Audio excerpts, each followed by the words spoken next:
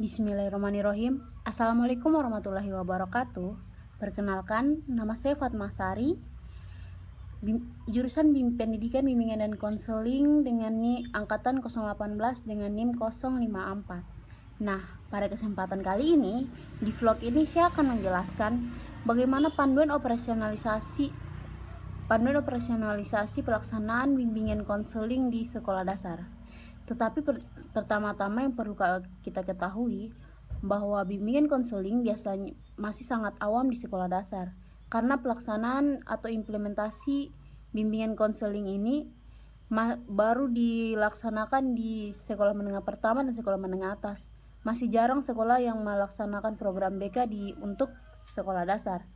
Oleh karena itu, pada kesempatan kali ini sebenarnya ada beberapa bab yang memang harus dibahas, itu ya namanya juga panduan operasionalisasi. Tentu di sini ada step-step bagaimana perencanaan, pelaksanaan, evaluasi, tindak lanjut. Tetapi pada kesempatan kali ini saya lebih menekankan pada pemahaman karakteristik peserta didik atau konseli. Kenapa? Karena pada dasarnya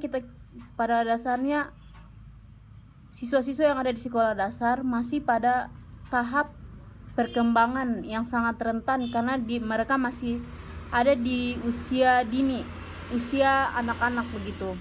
Tentu tugas perkembangan siswa sekolah dasar berbeda dengan tugas-tugas perkembangan di sekolah menengah pertama dan sekolah menengah atas. Kemudian untuk pemahaman karakteristik ini sangat penting menurut saya, karena di sekolah dasar ini anak-anak belum stabil dan belum sestabil dan belum seoptimal siswa-siswa di SMP dan SMA. Baik, langsung saja. Pertama-tama saya akan menjelaskan karakteristik peserta didik atau konseli di sekolah dasar. Ya, jadi ada beberapa aspek di sini. Tentu manusia pada hakikatnya dalam pandangan bimbingan konseling, terutama pada karakteristik, mencakup beberapa aspek, yaitu aspek fisik motoris, aspek kognitif, aspek sosial, aspek emosi, aspek moral, dan aspek religius. Pada beberapa pendapat ahli psikologi lainnya sebenarnya masih terdapat beberapa aspek lagi, tetapi menurut saya untuk pemahaman karakteristik peserta didik atau konseli di sekolah dasar sudah, untuk ke-6 aspek ini sudah mencakup karakteristik siswa atau konseli sekolah dasar pada umumnya. Nah, langsung saja. Yang pertama adalah aspek fisik motoris. Pada masa perkembangan anak-anak untuk umur siswa sekolah dasar, perkembangan fisik motorisnya masih berlangsung dalam tahap perkembangan dan belum pada tahap optimal. Maka dari itu biasanya anak-anak di sekolah dasar itu sudah mampu, misalnya menendang bola, bisa melaksanakan kegiatan fisik motoris ini sesuai apa yang dia kehendaki. Dia tidak lagi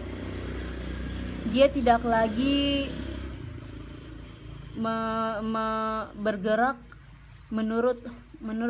tidak lagi seperti anak-anak begitu, tidak lagi seperti anak yang balita, karena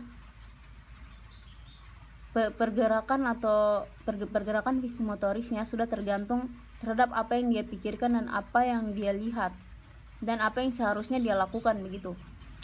Dia sudah kalau boleh dikata bahasa sederhananya, siswa SD ini sudah pintar atau sudah mampu menggerakkan fisik atau motorisnya ke hal-hal yang memang harus dia lakukan.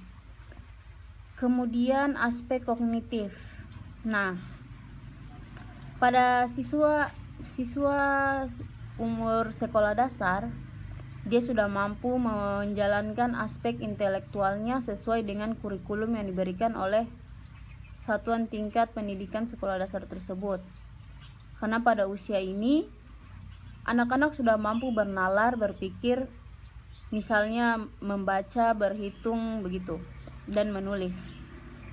Aspek kognitifnya sudah mampu melakukan hal-hal yang sederhana seperti itu, sudah mampu memecahkan masalah atau problem solving dalam hal-hal yang sederhana.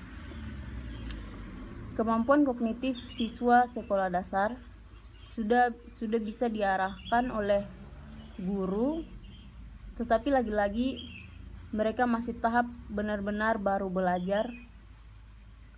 Jadi peran guru masih sangat penting. Kalau untuk di SMP atau SMA mungkin guru walau tidak bicara banyak sudah bisa memberikan kesempatan untuk siswa agar mengembangkan ide-idenya. Tetapi di sekolah dasar masih belum terlalu, guru masih harus mengambil peran penting dalam pengajaran seperti itu. Kemudian aspek sosial. Aspek sosial sendiri ini tentu sudah mampu dijalankan pada siswa sekolah dasar, karena misalnya itu diberikan tugas kelompok. Karena anak-anak pada usia sekolah dasar ini sudah mampu membangun relasi atau hubungan dengan teman-temannya. Mereka sudah merasa tidak enak jika tidak bergaul begitu. Jadi mereka sudah mampu membangun hubungan relasi, dan peran yang biasa dilakukan oleh guru yaitu memberikan pekerjaan kelompok, misalnya dalam piket, piket harian mereka diperintahkan untuk melakukannya secara berkelompok setiap hari begitu. Ini mengasah kemampuan sosial dan komunikasi siswa-siswa tersebut dalam menjalankan kehidupan sehari-harinya. Kemudian aspek emosi. Siswa pada usia sekolah dasar sudah belum aspek emosi ini belum stabil, tetapi mereka cenderung melakukan peniruan dalam melampiaskan emosinya. Peran guru dan orang tua di sini sangat penting, karena anak-anak pada usia sekolah dasar cenderung mengikuti apa yang dia lihat pada lingkungan keluarga, lingkungan sekolah ataupun lingkungan masyarakat. Tetapi untuk di usia sekolah dasar ini, aspek emosi lebih berperan penting pada orang tua dan guru.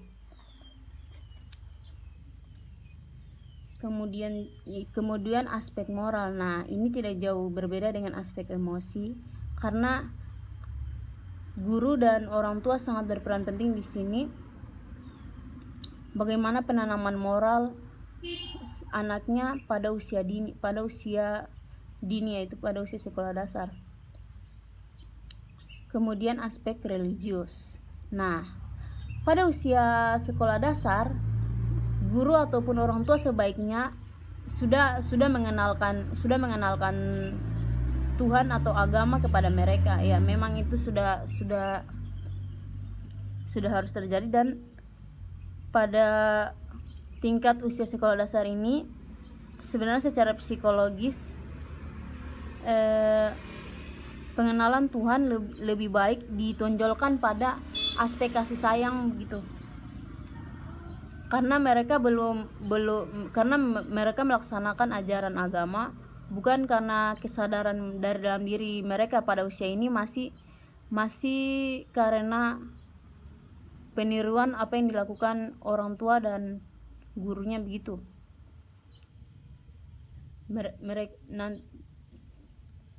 Karena pada aspek religius ini kesadaran yang tumbuh dalam diri mereka belum pada usia sekolah dasar ini, yaitu mereka kesadaran yang langsung dari dalam diri mereka mungkin setelah akil balik begitu. Kemudian yang perlu dipahami yaitu yang sangat penting, tugas-tugas perkembangan peserta didik atau konseling di sekolah dasar. Nah, ini benar-benar harus sangat dipahami oleh guru pembimbing atau konselor, karena inilah yang harus mereka lakukan. Jangan sampai tugas-tugas perkembangannya terhambat, maka akan terjadi pemunduran pada diri siswa atau konseli di sekolah dasar tersebut. Adapun tugas-tugas perkembangan di peserta didik atau konseli di sekolah dasar yaitu: pertama, memiliki kebiasaan dan sikap dalam beriman dan bertakwa. kepada Tuhan Yang Maha Esa. 2. Mengembangkan keterampilan dasar dalam membaca, menulis, dan berhitung. Mengembangkan kata hati, moral, dan nilai-nilai sebagai pedoman perilaku. Mempelajari keterampilan